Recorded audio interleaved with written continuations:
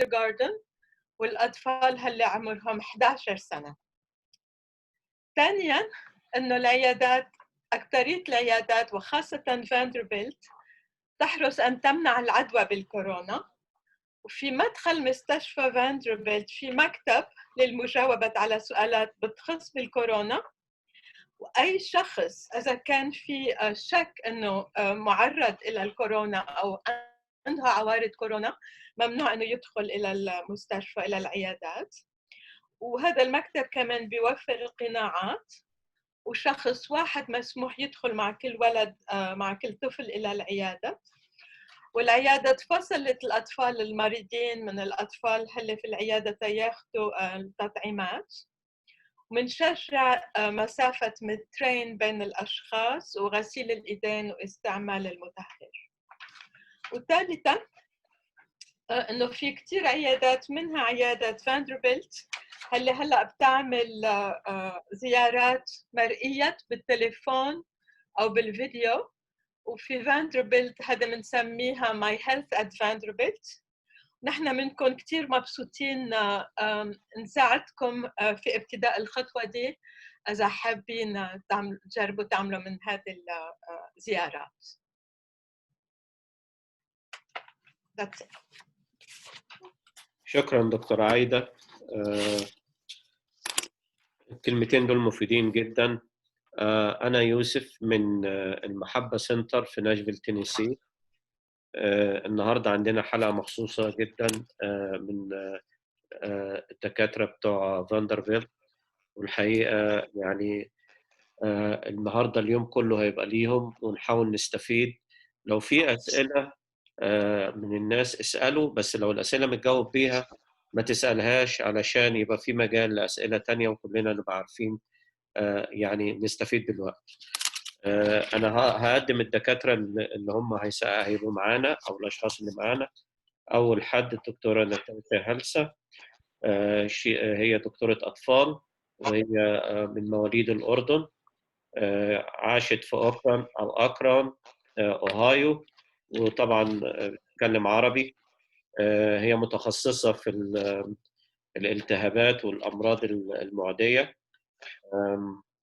وبتعمل ريسيرش في الحاجات دي، وبالذات على التنفس والإنفكشن بتاع التنفس اللي هو الالتهابات بتاع التنفس. وطبعا بتعمل من ضمن الريسيرش الماسلز، واخر ريسيرش ليها عن الكورونا فيروس. الدكتوره مي السرودي هي دكتوره وبيدياتريشن، يعني ممكن تعالج الاطفال او الكبار. برضه في فاندربيلت، كل الدكاتره اللي معانا كلهم من فاندربيلت. هي من اصل مصري وجرو اب في نورث كارولاينا، وطبعا بتتكلم عربي. وهي يعني الانترست بتاعها او الحاجه اللي هي بتحبها او الحاجه اللي هي بتعلمها اللي هي الميديكال اديوكيشن، اللي هي تعتبر مدرسه بتدرس للي بيتعلموا في الدكتوراه والكلام من او للطلبه يعني اللي بيدرسوا. معانا كمان الدكتور أروى زكريا، برضو دي للأمراض الباطنة والفاميلي دكتور، وهي من الأردن وسوريا. زي ما الأردن وسوريا، أوكي، جايز الوالد والوالدة فاميلي سوري. هي مولودة في عمان وجت أمريكا وهي سنها صغير، وشي جرو أب إن تينيسي. وطبعا بتتكلم عربي، وهي المتخصصة في الأدوية بتاعت المستشفيات والادميشن بتاع المرضى في المستشفيات. أرجو أن أكون وضحتها كويس يعني. معانا برضو الأستاذ أحمد مترجم، ومس جادلين كادلين سوشيال وركر، اللي هي أخصائية اجتماعية. أنا آسف لو السبيلنج ما جاش صح يعني، آسف. هي سوشيال وركر بتاعت خدمة اجتماعية، وهي هتساعدنا في بعض حاجات من اللي هي الحقوق والحاجات دي والمعاملات مع الأشغال أو الحاجات العامة. معاكم أشرف فام في المحبة سنتر. أنا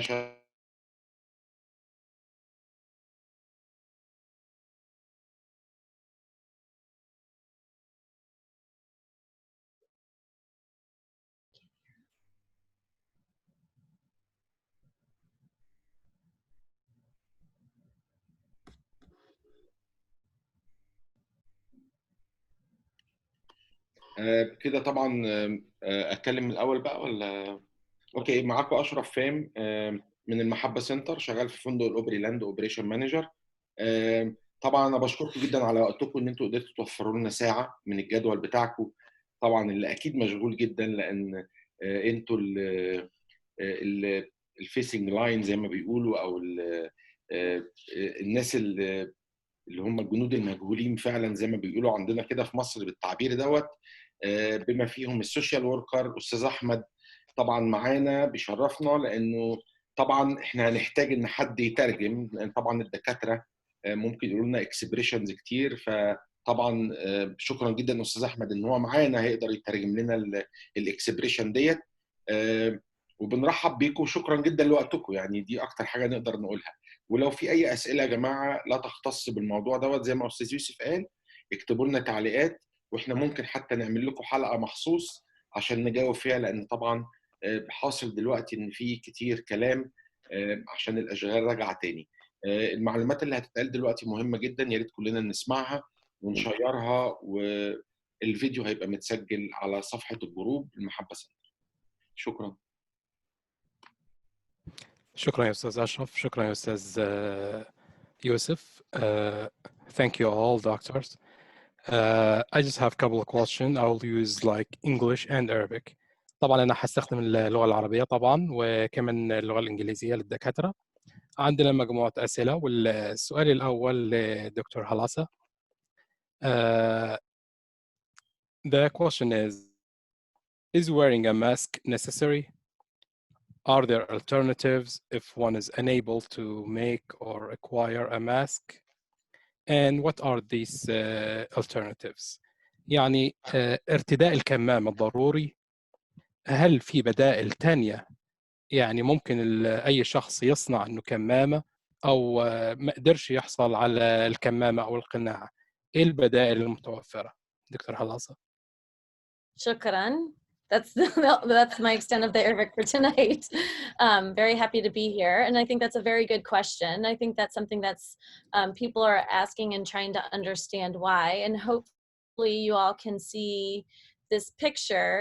One of the things that I think it's important to understand about the coronavirus, one of the ways it can be spread is through respiratory droplets, which means that when people are talking or spitting or coughing or sneezing, just like other viruses, that you can transmit the virus and someone else can pick it up and be exposed to it. And so one of the... Yes, Dr. Halasa. I'll stop. If I may. Yeah. Thank you. طبعا زي ما شايفين حضراتكم، هي قالت ارتداء الكمامة ضروري جدا. أولا بالنسبة للوقاية، إنه هيبعد طبعا الفيروسات، وبشكل عام ان حسب الصوره الموضحه هنا ممكن ان ينقل، ممكن ان النسبه بتقل مع الشخص حسب القناع والكمامه. Yeah, and so this is a nice picture looking at someone that actually has COVID or has the virus, and if they start and they are not wearing a mask and they're starting to cough, or and you're close within 6 feet of them, you can see that someone else that's healthy without a mask, it's easy to transmit the virus. Thank you, Dr. Halasa. Can you speak like one sentence by one sentence, please? طبعا هنا واضح ان المرض الكوفيد 19 او الكورونا فيروس موجود هنا، والشخص الايجابي اللي عنده المرض ده ممكن ينقله بسهوله لشخص من غير الكمامه هنا حسب الصوره. يعني الصوره واضحه جدا. Thank you, doctor. Yeah, and you can see here if someone has the coronavirus, if they're not wearing a mask, but you're wearing a mask, you still have a chance of getting the coronavirus. وهنا تقدر تشوف يعني مثلا لو شخص عنده الكورونا فيروس هنا وشخص ما عندوش الكورونا فيروس لسه في فرصة إنه ممكن ينقل المرض مع وجود الكمامة. But you can see right here, if the person is wearing a mask, and they have it and you're not wearing a mask, it really drops down to about 5% where you could still get it. وتقدر تشوف هنا يعني مثلا في النقطة دي لو شخص عنده الكورونا فيروس وبس لابس الكمامة فرصة إن ينقل العدوى لشخص صحيا كويس بتقل بشكل ملحوظ ل 5%. And when both people are wearing masks, it drops down. It's not 0 chance, but it drops down to less than 2%. ولو الاثنين الشخصين هم لابسين الكمامة يعني الشخص المصاب والشخص الثاني مش هتنزل للصفر بس بنسبة قليلة جدا. And what's important to know that sometimes before people have any symptoms, meaning feeling that they're starting to get sick, they can start shedding the virus 1 or 2 days before. وكمان يعني حتى قبل ما تبان الأعراض يعني عند الأشخاص المصابين ممكن يكون عندهم الأعراض دي لمدة يوم أو يومين قبل ما تبان. Also, there's some people that can have the virus and never develop symptoms, but they can still shed the virus. وكمان في بعض الأشخاص اللي ما عندهمش أي أعراض وما فيش أي أعراض باينة عليهم ممكن يكونوا حاملين الفيروس. So if someone's not getting tested every day and the tests are not available, one of the safest things to do is everybody wear a mask, assuming that possibly one person or the other could be shedding and you're protecting everybody. ففرصة إن ما فيش مثلا اختبارات بتجرى كل يوم أو مثلا الاختبار مش متاح مثلا في المنطقة أو في أي مكان ففرصة إن من غير الكمامة ممكن بينتقل لأي شخص. Yes. And as far as alternatives, so you can have the homemade masks. There's the surgical mask that can be bought, but sometimes it's limited in supplies. Some people have been wearing bandanas, so or ski masks that can come up to where you're covering. Basically, you want to cover the area of where you either sneeze or cough and let the respiratory droplets. And وكمان sorry, go ahead. don't keep going. وكمان في فرصة مثلا إن إحنا مثلا نلبس حاجة الكمامة ممكن يكون في صنع منزلي أو ممكن الوقائية الطبية الكمامة الطبية هي بتكون الأفضل أو ممكن حتى بيكون زي الغطاء اللي بيغطي منطقة الأنف والفم يعني فممكن تكون دي سبل وقائية. And nothing beats good hand washing, hand hygiene. So it's really, really important. 20 seconds with soap and water or using alcohol. Sorry. وما فيش أفضل من غسل الإيدين على الأقل لمدة 20 ثانية وخلال الفترة دي يعني ممكن إحنا نستخدم الصابون أو المادة فيها الكحول فدي بتستخدم بتنظيف كويس. Yeah, and the alcohol needs to be at least 70% alcohol for the hand sanitizer. وبالنسبة لمطهر اليدين المفروض يكون نسبة الكحول فيه مش أقل من 70%. Right, because if you have the virus on your hands and you're touching your face, you can then get the virus. So لأن لو الفيروس موجود في إيديك وأنت هتلمس وشك ممكن هتنقل الفيروس لداخل الجسم. Okay, thank you. Thank you. Thank you, دكتور هلاسة. في سؤال لو سمحتوا عايز أسأله. ممكن أستاذ يوسف بعد ما نخلص الأسئلة العامة ممكن يكون واحد من الأسئلة دول. خلاص أوكي. عندنا فرصة إن شاء الله للأسئلة اللي جاية. السؤال الثاني كمان لدكتور هلاسة. What does it mean to be a vessel of the virus? يعني إيه معنى إنك تكون وعاء أو حامل للفيروس؟ I think if you can see here the word carrier, so I think that's what they're meaning, and so exactly what I talked about earlier. هي ممكن نشوف هنا كلمة الكارير أو الحامل للمرض هي دي معنى إن بيكون وعاء أو ناقل للمرض. And so, as I said earlier, some people can have the virus with no symptoms or a couple days before they start developing symptoms. So That's what it means. فده معناه ان الشخص ممكن يكون عنده الاعراض وده حامل للمرض وممكن يكون ما عندوش الاعراض لكن موجود لسه عنده وحامل للمرض. Thank you. Thank you. And the third question is to Dr. Zakaria. At what point should someone be hospitalized? And at what point should someone get tested? يعني السؤال في أي مرحلة إحنا لازم ندخل للمستشفى وفي أي مرحلة لازم نختبر شخص ما. Yes, doctor. I think the first thing to look at is what to do in regards to potential testing. أول حاجة اللي هنتشيك عليها يعني إيه فرصة إن إحنا نعمل الاختبار على الشخص ده. First and foremost, if you feel like you've been exposed to someone with confirmed coronavirus or presumed coronavirus, you need to remain quarantined. أول حاجة لو أنت حضرتك أو حضراتكم معرضين لشخص حامل للفيروس أو عنده أعراض الفيروس ففي الحالة دي إحنا لازم نعزل أنفسنا في الحجر الصحي. Once you feel that you have been exposed, it is important to reach out to your primary care physician or to the healthcare department about potential exposure. ولو حسيت إنك كنت معرض للفيروس فالمفروض تتواصل مع الطبيب الخاص أو طبيب العيلة أو مع قسم الصحة العام Health Department عشان يعملوا الفحص أو الاختبارات. At that time, they can direct you whether you should go to the emergency department for evaluation or to the healthcare department for a blood check or nasopharyngeal swab.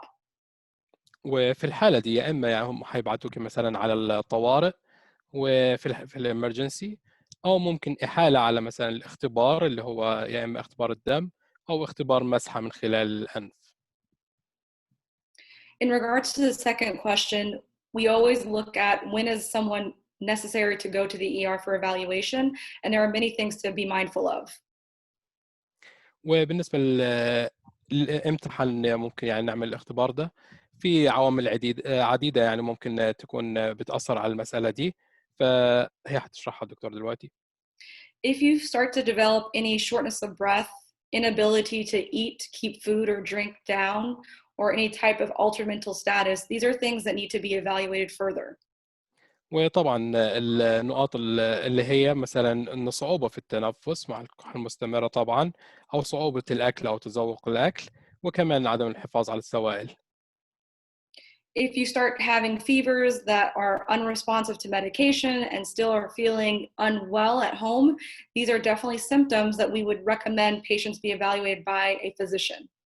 وكمان لو كان عندك ارتفاع حرارة سخونة يعني وما بتستجيبش لمسكنات او خافضات الحرارة فبالتأكيد ده سبب ان احنا لازم نراجع يعني الطبيب عشان نشوف الحل. As Dr. Halasa had said, some patients can actually just be asymptomatic, but it is important that even asymptomatic patients can give this virus to others, and so symptoms can present differently for each individual. وزي ما دكتور هلاسة بينت قبل كده ان في بعض الناس يعني او الاشخاص ما عندهمش الاعراض مع ان ممكن يكونوا ناقلين للمرض فممكن يكون عندهم الاعراض او ما فيش عندهم اي اعراض بس ممكن ينقلوا العدوى. Thank you. شكرا. السؤال الرابع لدكتور السرادي دكتور ماي. Can I travel to Egypt this summer as planned? Is it advisable? Or are there any alternatives? السؤال ده للدكتورة السرادي. أقدر أسافر على مصر الصيف ده زي ما أنا مخطط. ده أمر مستحسن ولا في بدايل؟ Doctor. So thank you guys for inviting all of us. This is such a great idea and way to get information. I am going to do something that doctors hate to do, which is to tell you like a certain answer. Okay. البداية هي بس بتقول شكرا إن اديتونا الفرصة دي وهي هتبتدي في حاجة إن هي. Sorry, Dr. Suradi, can you repeat the last sentence? Yeah, I'm going to give you a hard yes or no answer to that question because doctors love to talk a whole lot. So here it comes. فهي بس بينت ان الدكاتره يعني يحبوا يعني يتكلموا، ما فيش يعني اجابه قاطعه يعني يا اما لا او ايوه، فهي حتشرح الموضوع. It would be a terrible idea to go to Egypt this summer. حتكون فرصه بائسه ومش جيده ان نسافر في الصيف ده لمصر. And this is an ongoing fight that I have with my father every week when I call him. قلت له انا عندي الخناقه دي مع بابايا، يعني كل مره بتصل عليه بتخانق معاه عشان الفكره دي نفسها. And I'm going to actually tell you exactly what I worry about وهي هتقول for each of لحضرتك the steps. بالظبط ايه اللي بيقلقها يعني بالنسبه للمساله دي. And I'm great at worrying, so get ready. فتقول انا دايما بقلق فخليكوا جاهزين. The biggest part, there's 3 parts to the travel, which is getting there, being there, coming back to the United States. في 3 اجزاء بالنسبه لخطه السفر، يعني لما نروح هناك ولما نكون هناك ولما هنرجع للولايات المتحده. And not to make everybody more paranoid, but فهي مش remember عاوزه تخوف كل حد، بس افتكروا that when you are sitting in a closed space with people, you are not just being exposed to that person, you're being exposed to every person that person has been exposed to in the past week, and then every person that person was exposed to.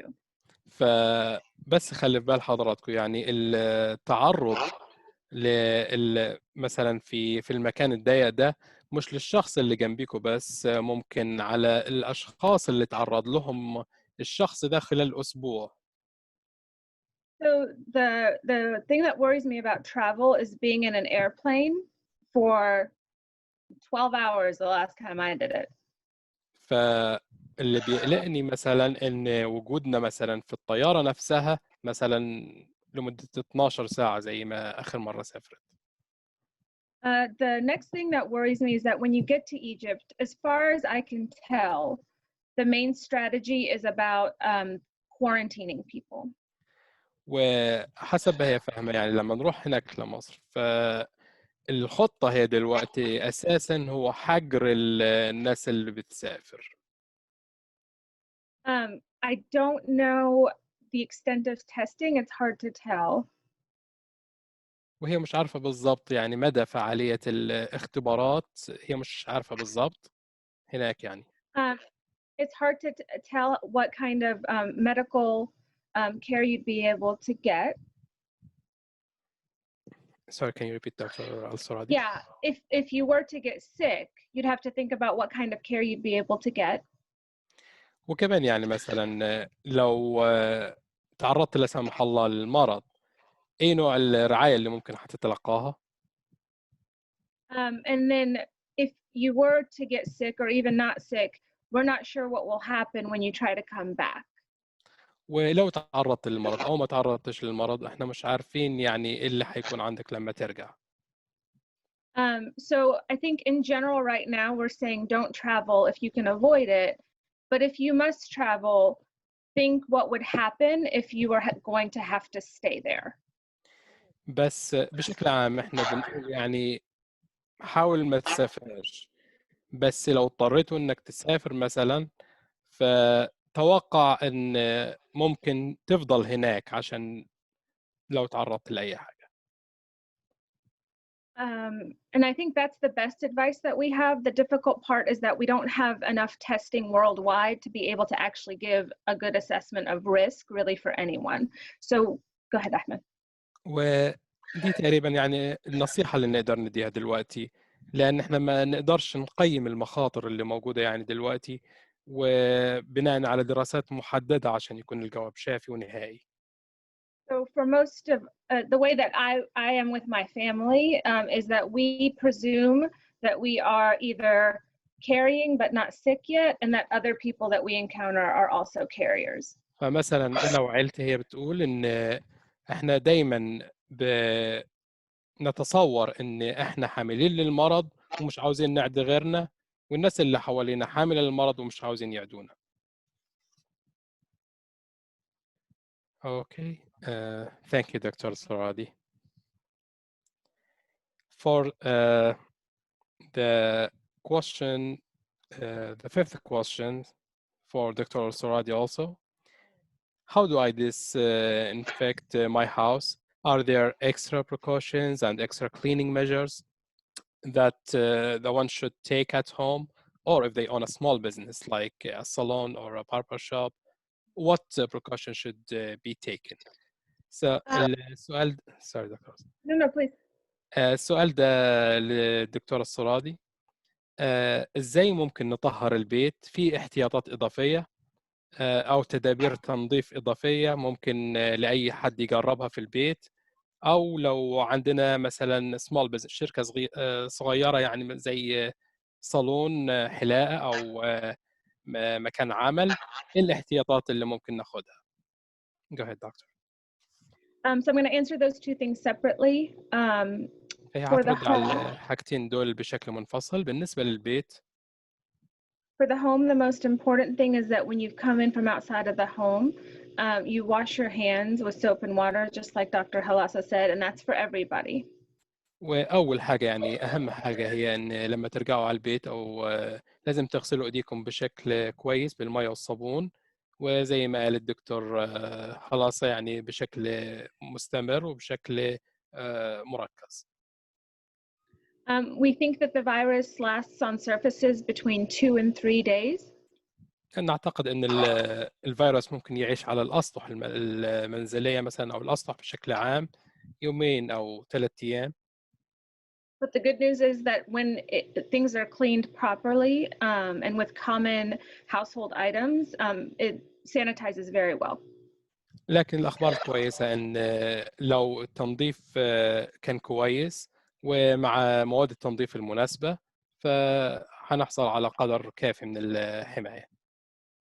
So using things like Lysol wipes or Clorox wipes or even the sprays that they have with a regular rag.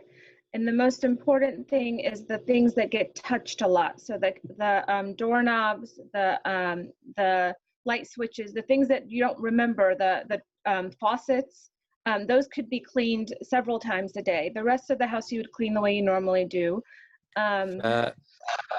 فممكن نستخدم الحاجات زي اللايسول أو الكلوركس الحاجات دي أو حتى البخاخ السبراي ده الرشاش بتاع المعقمات دول ممكن يعني ينظف بشكل كويس. الحاجات اللي ممكن تتمسك بشكل أكتر زي مثلا الأبواب الحاجات اللي بنلمسها حاجات زي مثلا حنفية المية الحاجات دي ممكن تتنظف بشكل مركز أكتر. For the business side, the medical advice I would give is that you presume that your customers are carrying it but not having symptoms. فبالنسبة بالنسبة للعمل أو البزنس يعني دايما نخلي في بالنا أو نفترض إن كل الزباين عندهم المرض ده حتى وإن ما كانش فيه أعراض. So they should wear a mask and you should wear a mask. فهم المفروض يلبسوا الكمامة حضراتكم تلبسوا الكمامة كمان. And all the surfaces should be wiped down just like you would at home. وكل الأسطح المفروض تتمسح زي ما بنعمل في البيت. And then I would go onto your city's government site and look at the specifics for your type of business to see what you are responsible for and how you should protect yourself and your customers. وكمان ممكن تراجع مثلا العنوان أو عفوا الويب سايت بتاع المدينة نفسها ايه التعليمات ايه الحاجات الاجراءات المفروض تتعمل بالنسبة للتنظيف والاجراءات. So if you type in Nashville COVID, it'll take you to the government site and it tells you which businesses open up at which time and which kind of precautions they need to take. ولو كتبت طبعت يعني مثلا ناشفيل وكوفيد وحتشوف يعني بالنسبة للموقع الحكومي هيقول لك امتى مثلا وايه الاجراءات وايه الوقاية اللي ممكن تتعمل بالنسبة لكل نوع عمل وامتى المفروض يتفتح وايه الحدود اللي فيه. Okay, thank you, Dr. Soradi. And the sixth question is also for Dr. Soradi. If I don't have hand sanitizer at hand, what are some alternatives? Soap and water. السؤال هو يعني لو ما كانش عندي مطهر اليدين ومش موجود عندي، مش في متناول اليد، ايه هي البدائل؟ Soap and water. Soap and water. Soap and water. بس المية والصابون، المية والصابون هي اللي كفاية. And the seventh question, Dr. Al-Suradi, how do I disinfect my groceries? Should I? فالسؤال هنا ازاي ممكن اطهر البقالة او الخضروات اللي الخاصة بي؟ انا لازم اطهرهم مثلا لما اشتري حاجات؟ So I'm gonna give you guys a little secret. We went crazy with this and wiped down everything for weeks at my house. فهي تقول هقول لكم سر، احنا كنا بننظف كل حاجة بنشتريها يعني الخضروات لمدة اسابيع في البيت. It was a project. There were teams involved. It was craziness. وكان عندنا زي خلية نحل مشروع، يعني كأنما في ناس بتشتغل عندهم الشغل ده وناس تشتغل الشغل ده. They just came out probably a couple of weeks ago that said you probably don't need to do that with your groceries. وقبل كم أسبوع بس قالوا إن مش هتحتاجوا تعملوا المسألة دي مع الخضروات أو الفاكهة والحاجات اللي بنشتريها من البقالة. For the boxes, you don't need to wipe down the boxes. You should still wash fruits and vegetables before you eat them. فبالتأكيد مش هنغسل مثلا الصندوق أو الحاجة العلبة اللي بتجي فيها مثلا الفاكهة والخضروات، بس بالتأكيد غسل الخضروات والفاكهة بشكل طبيعي يعني. But still, when you handle something from the outside world, you should wash your hands. بس بالتأكيد لما تمسك أو تلمس أي حاجة يعني من العالم الخارجي لازم تغسل يديك. Thank you, Dr. Saradi. And the eighth question is for Dr. Zakaria. If both parents have been tested for COVID-19 and tested positive, what should they do about their children in protecting them from receiving the virus? السؤال ده للدكتورة زكريا. لو كان أحد أو كلا الوالدين تم اختبارهم وعندهم الكورونا الكوفيد 19 وكانوا إيجابيين، إيه اللي ممكن نعمله عشان الأطفال لحمايتهم من تلقي الفيروس؟ Yes, doctor. This is something that I typically see whenever I am discharging patients from the hospital back home. دي عادة هي بتشوفها يعني لما مثلا يغادروا المستشفى مثلا من المستشفى للبيت المرضى. We understand that patients are being discharged home back to their families, and it's hard to maintain quarantine at home, but there are certain recommendations that we give them. احنا عارفين يعني المرضى لما يغادروا للبيت من المستشفى من الصعب الحفاظ على المسافات وعدم التعامل مع الأهل والعيلة بشكل عام، وما فيش المسافات الآمنة. When the virus first came out, there were studies saying that children did not have as high risk factors. We are seeing that younger children are exposed, and that's why it's important to quarantine at home. ولما ابتدى علامات الفيروس تظهر وبيكون وباء يعني، كان عندنا إشارات إن ما بيصيبش الأطفال، لكن حاليا بيصيب ناس يعني سنهم صغير وأطفال. The guidelines that we tell all patients that are being discharged home with confirmed COVID is that they need to remain quarantined for 7 days after symptom improvement. وعادة احنا بننصح يعني كل المرضى يعني ان يراقبوا ويفضلوا في الحجر الصحي لمدة 7 أيام بعد ما يخرجوا من المستشفى.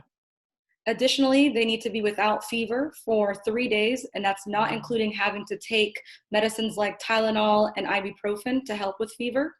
وبشكل عام يعني ما عندهمش أي ارتفاع حرارة، ما فيش سخونة لمدة على الأقل 3 أيام من غير ما نستخدم أدوية خافضة الحرارة زي الأيبروفين أو التيلينول. And generally just feeling overall better is what we would recommend as the third criteria to meet to say that you're overall improving from the virus. والفئة الثالثة اللي بنقيس عليها يعني بشكل عام نشعر بتحسن ملحوظ، ودي إحدى العلامات إنه في فرق ما بين لما كنا عندنا الفيروس وبعد الشفاء. Specifically, when you are at the same household, it's important that to avoid as best as you can. And so we tell patients to maintain in one room and use one bathroom as much as they can. وخاصة يعني لما يكون يعني مثلا الشخص المصاب كان مصاب بيستخدم نفس مثلا المكان نفس الحمام، فدي اللي بننصح فيها الابتعاد عن الحاجات المشتركة. As Dr. El-Soradi has already said, hand washing with soap and water is very, very important. وزي ما قالت الدكتورة السرادي يعني غسل الإيدين بالمية والصابون بشكل مركز مهم جدا. We realize there are times where obviously you can't avoid being with your family and children, and so if possible to wear a mask even within the house to again protect that chance of spreading the virus. ومهم جدا يعني مثلا من الصعب علينا أن نفضل يعني في معزل عن العيلة، فالتنظيف هو ده الأمان اللي بيبعدنا عن الفيروس. In addition, ensuring that you're not sharing spoons, drinking out from the same cup from one another. These are things to help minimize the spread and risk of transmission of this virus. وبالتأكيد عدم مشاركة مثلا الملاعق أو الصحون مثلا، فبالتأكيد دي العوامل اللي ممكن تبعد الفيروس. Thank you, doctor. And Dr. Halasa, what respiratory conditions are most affected by COVID-19 beside asthma that children may have also? السؤال دكتورة هلاسة، ايه الحالات التنفسية الأكثر تأثرا بالكورونا الكوفيد 19 ما عدا عن الأزمة عن الرب اللي ممكن يكون عند الأطفال كمان؟ Thank you for the question. So one of the things that's important to know about this virus is, as we said earlier, that some people will get the virus and infected with the virus but will have no symptoms, where other people are gonna get super sick. وزي ما قلنا يعني بالنسبة للفيروس يعني مهم جدا ان احنا نعرف زي ما قلنا ان في ناس بيكون عندهم الأعراض واضحة وعندهم الأعراض باينة، وفي ناس بتكون يعني مش واضحة أو ما فيش أعراض أساسا. So one of the interesting things that we have noticed, unlike with other viruses, is that young kids are having mild disease or no symptoms. واللي لاحظناه مثلا من الملاحظة إن الأطفال أو اللي سنهم صغير، الشباب بشكل عام يعني أقل، عندهم بتكون الأعراض يا إما متوسطة أو ما فيش أعراض. Compared to the older people, especially the elderly, where the elderly, if they do get the virus, have a higher chance of having more severe disease. وبالطبع يعني مش زي كبار السن، الكبار بشكل عام وكبار السن بتكون الأعراض عندهم شديدة أكثر ومعرضين لأمراض مصاحبة ممكن للفيروس. And then it's important to know, though, still, that young adults, about 20% of them represent those that are hospitalized. So it is possible, and as was told earlier, the signs that you need to know about to come see the emergency room for possible hospitalization. وزي ما قلنا يعني لسه الأعراض يعني مع إن بتصيب يعني اللي عمرهم أقل بس لسه في نسبة 20%، فده معناه إن الفرصة لسه قائمة. وزي ما قلنا يعني ممكن تصيب ولازم نتبع الإجراءات والأسباب اللي ذكرناها قبل كده بالنسبة للدواعي عشان نعمل الاختبار أو نروح المستشفى. Also, with a very small portion of children, one of the risk factors that they've seen with possibly is with obesity is 3 to 4 weeks after being exposed to COVID, if they develop new fevers that are lasting for more than 3 days, having some shortness of breath, having a new rash or red eyes, that's something that you would want to call the pediatrician about. وكمان اللي لاحظناه بالنسبة لبعض الأطفال اللي عندهم بتكون مثلا السمنة مثلا بعد 3 أو 4 أيام لما يكون عندهم الكوفيد، يعني ممكن يكون عندهم أعراض في اليوم الثالث مثلا نوع من السخونة العالية أو حتى الطفح الجلدي، ولازم طبعا يشوفوا الطبيب المختص بعد كده. Okay. Thank you, Dr. Halasa. And the last question here from the list, I just want to ask Dr. Halasa if you want to mention any information or any research that you are doing right now, and to share what's the result or what you want to explain to the audience. Yes, thank you for that opportunity. So because there's so many questions today and that this is a pandemic, we really want to understand more about this virus. We want to understand. فطبعا يعني أنا سألت دكتورة هلاسة، هي بتعمل أبحاث بالنسبة للكوفيد 19 الكورونا ده، فعشان طبعا تشاركنا المعلومات دلوقتي.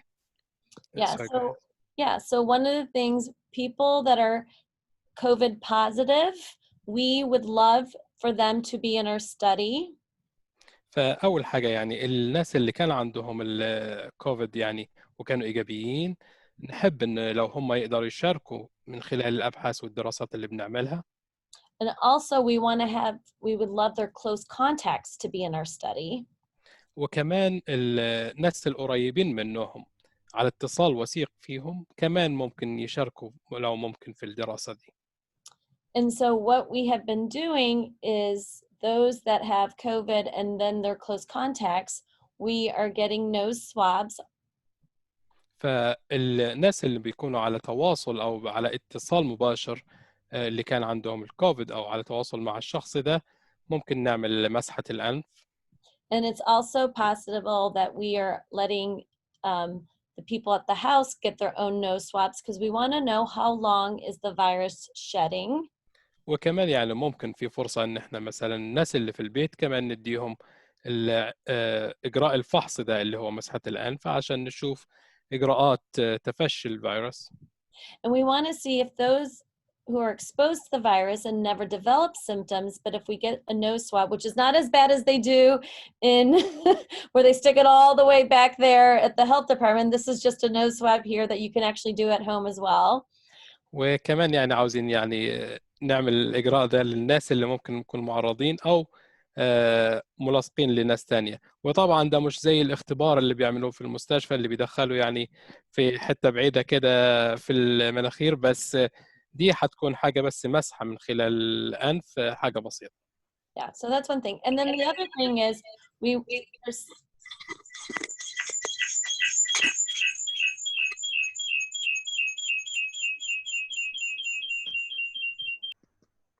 Yes, doctor. Okay. So another thing is that we'd like to do, if possible, is for people to also give us a blood sample because some people do not have symptoms, but through the blood sample, it tells us that they actually were exposed to the virus and that they made an antibody response to it. وكمان الحاجة الثانية اللي بتطلبها الدكتورة أن ممكن ناخد يعني أو الناس تتبرع بعينات دم، لأن الناس اللي ما عندهمش أعراض ممكن في مرحلة ما أصيبوا بالمرض مثلا وطور جسمهم نوع من الأجسام المناعية، فحنستفيد من البحث ده.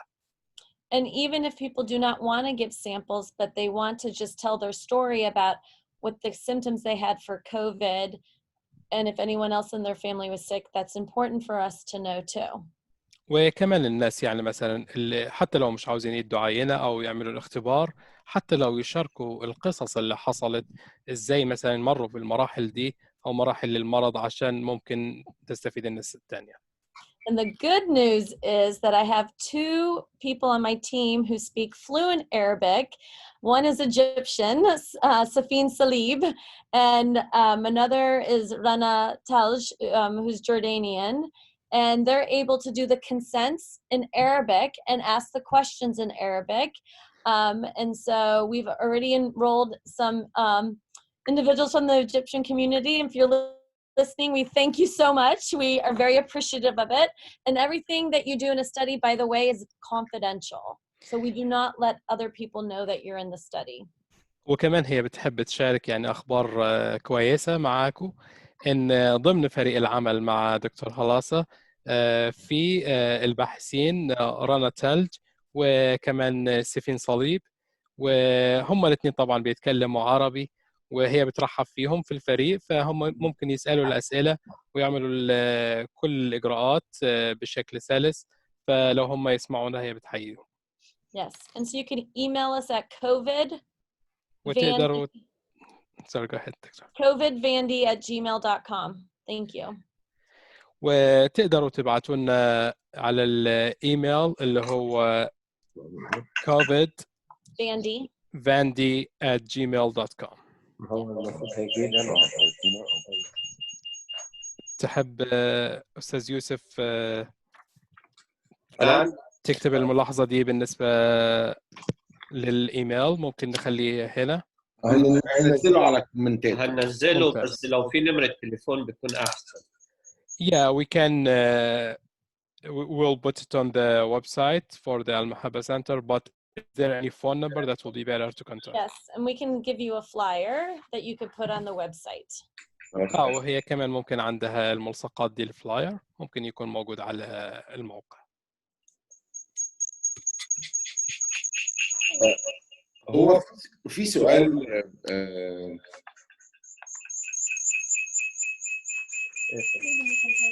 It's me.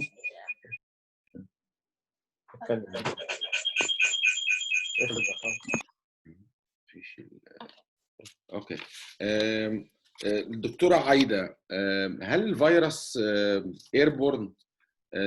وده من ضمن الحاجات اللي كانوا بيقولوا عليها ان احنا نحاول نقلل عدد الاشخاص اللي بنتصل بيهم، او مجموعات 10 اشخاص او اكتر. ليه؟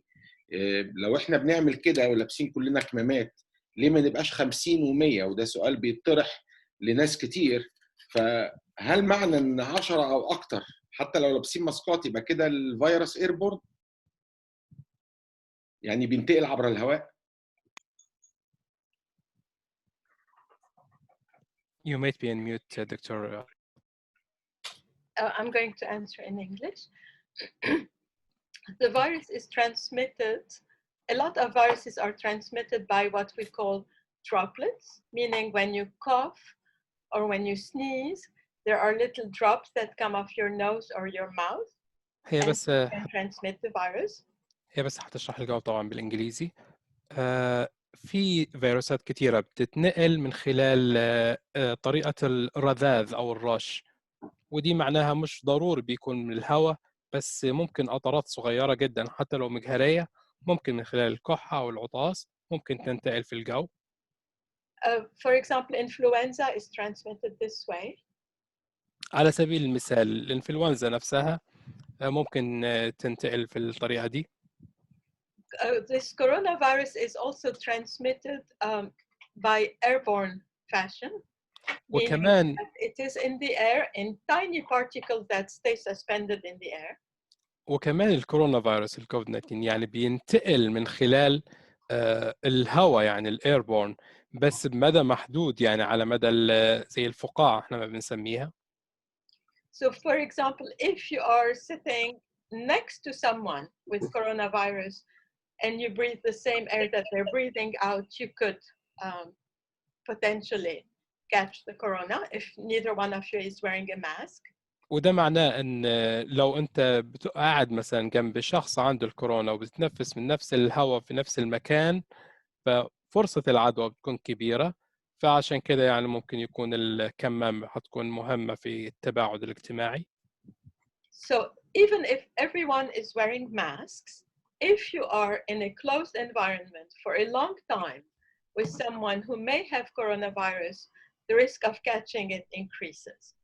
فحتى لو الكل بيلبس الكمامة أو كل بيلبس القناع أو حاجة على الوش، وجودكم مع شخص مثلا أو أشخاص في مكان يعني واحد لفترة طويلة بيزيد فرصة العدوى. Especially if it's a closed environment. خاصة لو المكان بيكون مقفل أو صغير. So for example, when Dr. El-Suradi was talking about the risk of being in an airplane, because you would be for a very long time in this very closed environment, the risk of catching something increases. وزي ما قالت الدكتورة السرادي، يعني مثلا وجود الشخص مثلا في طيارة، فرصة إن الفترة طويلة والمكان صغير الفرصة بتزداد بشكل ملحوظ. If you were, for example, sitting in an open park or at the beach, probably the risk is less. But if you're sitting in a restaurant for a long time, that increases your risk. ومثلا لو موجودين احنا مثلا في جنينة أو في مكان عام مثلا، الفرصة للعدوى أقل، لكن بالتأكيد لو في مطعم مثلا لفترة طويلة ممكن الفرصة تزداد. اوكي سوري. Here's the phone number for if people want, and here's the email. وهنا طبعا رقم التليفون وكمان الإيميل.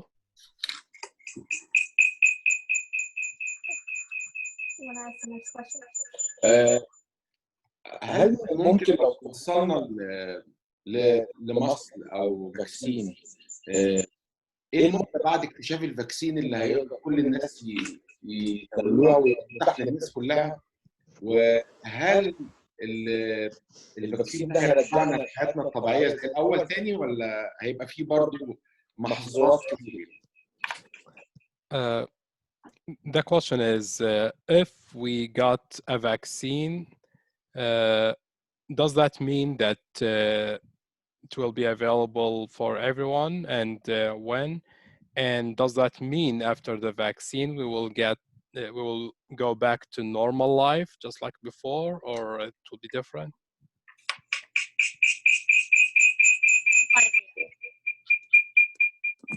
I think that's a good question, but we don't know that answer right now. ده سؤال ممتاز، بس احنا مش عارفين الإجابة لغاية دلوقتي. But there are going to be some clinical trials in the next couple months that are going to be looking at new vaccines to understand if they're going to work. بس في محاولات مختبرية يعني خلال الفترات اللي جاية عشان تكون الاختبار السريري على المرضى، عشان نشوف المجموعة من اللقاحات والمضادات اللي هنشوف نجاعتها وعملها. And we're still just learning about the disease itself. And so understanding, that's why we're doing these studies and getting blood to understand what kind of natural immunity after getting the infection that you have, and is that protective? We're still learning those things, and that's why we're studying it.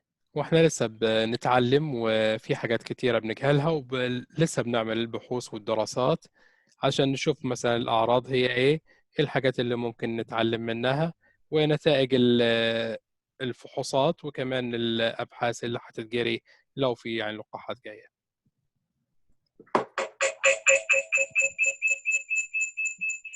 Okay. Did coronavirus is a virus or bacteria? يعني الكورونا فيروس ده عبارة عن حاجة زي الفيروس بس، ولا هي بكتيريا؟ It's a virus. Okay. هو فيروس.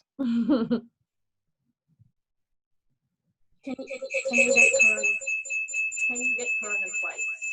Is one of the questions for the comments. Can you get corona twice? So ممكن تحصل العدوى لنفس الشخص مرتين. We're actually seeing some cases, and we don't know if they're getting it twice, but people that have proven coronavirus and have gotten better, and weeks have gone by, and they develop new symptoms. احنا شفنا حالات يعني don't know if it's new or if this is something that they've been carrying the time. So time will tell. احنا شفنا حالات يعني ممكن يا اما بيكون يعني مثلا اصابه بالفيروس مره ثانيه جديده، او هو نفس الفيروس، هي مش عارفين. يعني ممكن يعني يتحسنوا لفتره وبعد كده يرجعوا تظهر عليهم الاعراض ويكونوا ايجابيين مره ثانيه. وفي سؤال اخير،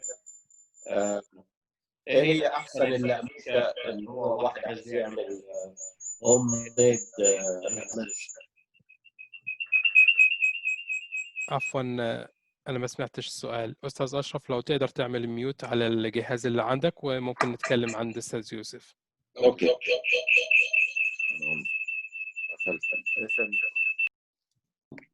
شكرا. ايوه يا استاذ يوسف. لو واحد عايز يعمل هوم ميد ماسك، ايه احسن انواع الاقمشه اللي تستعمل في عمله يعني؟ So if we decided to do like a homemade mask, what kind of materials that we should use and what's your recommendation?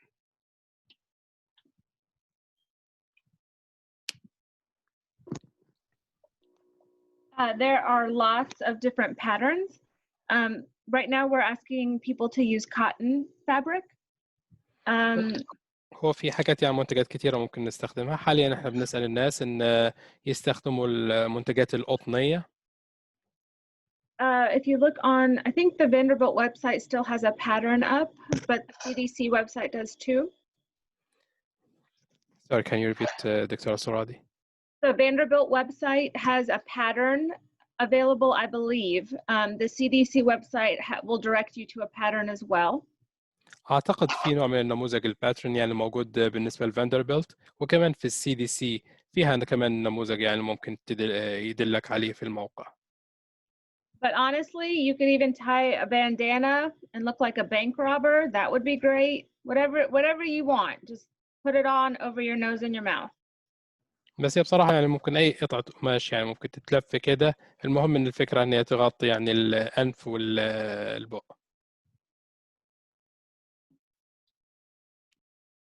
دكتورة أروى، لو تقدري حضرتك تقولي لنا ايه هي المدة اللي بيعيشها الفيروس على الأسطح؟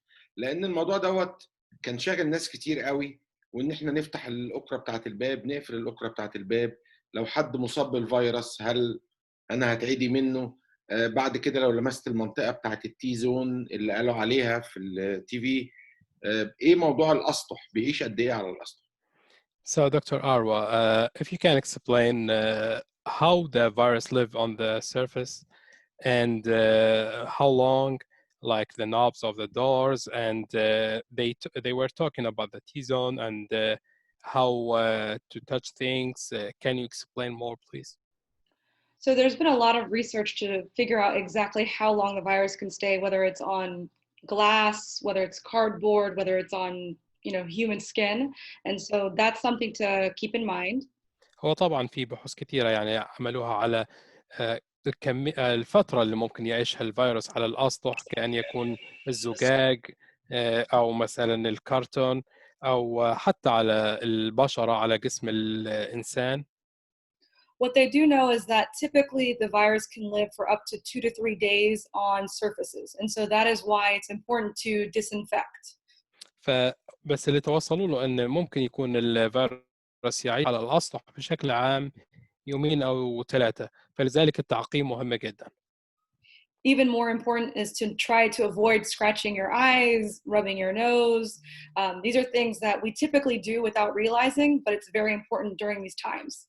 ومهم جدا مثلا ما نفركش مثلا العينين، الأنف أو البق، أو ندخل مثلا الأصابع، لأن دي الطريقة اللي بيدخل فيها مثلا الفيروس. And again, most importantly is hand hygiene. Soap and water for at least 20 seconds.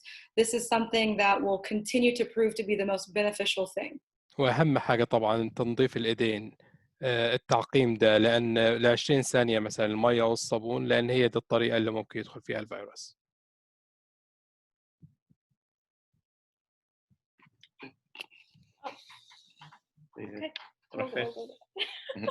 خلاص. شكرا. شكرا لكم. هقول جاست ريكاب على اللي حصل. زي ما قلنا ان الاستفاده من البرنامج ده ممكن تفيدنا كلنا، وبالنسبه للمصريين او اللي ساكنين في ديفيدسون كاونتي، في فاندربيلت عامل برنامج ان ممكن بالاشتراك معاكم يتم تيست او اعاده تيست او ياخدوا عينات، والمعلومات الخاصه هتبقى سريه جدا، وعن طريق المعلومات ده ممكن تساعدهم في حاجه جديده لعلاج الفيروس ده. من ضمن الحاجات اللي اتقالت الاساسيه غسل الايد على طول. ممكن لو في حاجات معينه مش معاك تقدر تستعمل حاجات بديله. دلوقتي الماسك بقى موجود، بس غسيل الايد لما بتمسك أكرة أو أي حاجة من الحاجات دي، وخصوصا لو داخل محل أو كده، حاول تستعمل رجلك أو تستعمل أي حاجة تانية ملهاش كده. المرض ده مش هيروح غير لو كل واحد يعني عمل الجزء اللي عليه بحيث انه يساعد الاخرين يعملوا نفس الموضوع. شكرا لكم جميعا، واخص بالشكر الدكتوره عايده، الدكتوره ناتاشا هارس، الدكتوره ماريا السرودي، الدكتوره اروى، الاستاذ احمد and كاتلين يعني شكرا لكم جميعا، وان شاء الله حاجه زي كده ربنا وفقنا ونعمل برنامج تاني وثالث. التوعيه احسن من المرض نفسه، والاهتمام بالحاجه قبل ما تحصل بتفيد اكتر، يعني بتسيف لايف لناس كتيره، وكلنا نستفيد. كلنا نستفيد من الحاجه دي، العائلات واولادنا والاجيال الجديده والناس الكبار وكلنا. شكرا لكم جميعا، ومن المحبه سنتر الى اللقاء المره الجايه. شكرا. شكرا استاذ يوسف، شكرا يا استاذ شكراً. اشرف، ربنا معاكم، مع السلامه.